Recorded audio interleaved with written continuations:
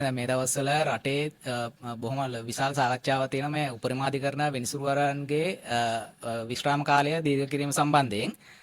ඉතින් ඇත්තටම මම හිතනවා ඒ කියන්නේ ආණ්ඩුව අධිකරණ ප්‍රතිසංස්කරණ සම්බන්ධයෙන් මූලිකම කාරණේ හැටියට දකින්නේ ඒකද කියලා. නමුත් මම දකින විදිහට මම හිතන්නේ ඇත්තටම අධිකරණයේ සිදු කර යුතු ප්‍රතිසංස්කරණවලදී ආණ්ඩුව මම හිතන්නේ මූලිකවම අවධානය යොමු කිරීමට නියමිතව තියෙන පළවෙනි කාරණය විදිහට ශ්‍රේෂ්ඨාධිකරණය සහ විවේචනාධිකරණය මේ වෙනකොට පවතින පුරප්පාඩු 8 පුරවන එක.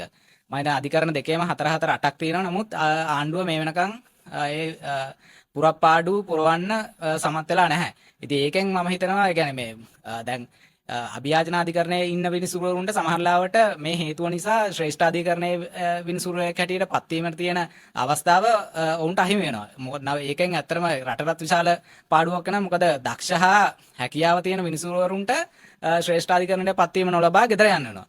ඉතින් ඒත් එක්කම දැන් අපි දැන් බැලුවොත් එහෙම ඒ කියන්නේ ආණ්ඩුවේ තියෙන ප්‍රමුඛතාවය මේකද කියලා දැන් ශ්‍රේෂ්ඨාධිකරණය හා අභියාචනාධිකරණයේ විනිසුරුවරුන්ගේ විශ්‍රාම යවීමේ කාලය දීර්ඝ කිරීම සම්බන්ධයෙන් මේ ආණ්ඩුවේ ප්‍රතිපත්ති ප්‍රකාශයවත් කොහෙවත් සඳහනක් වෙලා නැහැ.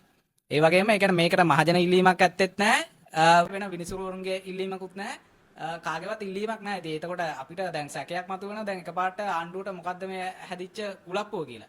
ඉතින් එතකොට ඇත්තටම මේ අධිකරණයේ ස්වාධීනත්වය කියන එක රටකට ඉතාමත්ම වැදගත් කාරණයක්.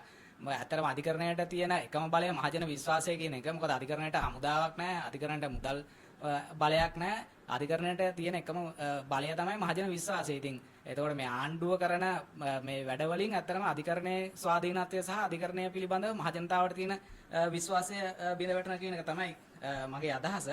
ඒක නිසා අපි ආණ්ඩුවට මතක් කරන්න කැමති මේ විගඩම් කරන්නේ නැතුව අධිකරණයේ විනිසුරුවන්ගේ විශ්‍රාම කාලය දීර්ඝ කරන වෙනුවට අධිකරණයේ සිදු කළ යුතු ප්‍රතිසංස්කරණ ටික වහාම කරන්න. මොකද අධිකරණ පද්ධතියේ මේ වෙනකොටත් විශාල ගැටලු සංඛ්‍යාවක් තියෙනවා. මොකද නඩු විශාල සංඛ්‍යාවක් තියෙනවා. නඩු ප්‍රමාදයි.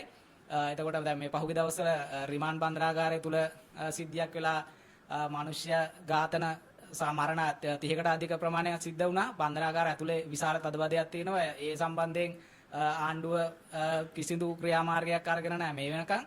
ඇමතිවරයා වගකීම බාරගෙන තියෙනවා. නමුත් වගවීම සම්බන්ධයෙන් කිසිම ක්‍රියාත්මක වීමක් සිද්ධ වෙලා නැහැ. ඉතින් ඒක නිසා වහාම මේ අධිකරණ පද්ධතියේ තියෙන අඩුපාඩුකම් හදලා ඒකට අවශ්‍ය ප්‍රතිසංස්කරණය සිද්ධ කරන්න කියලා ආණ්ඩුවට අපි මතක් කරන්න කැමතියි.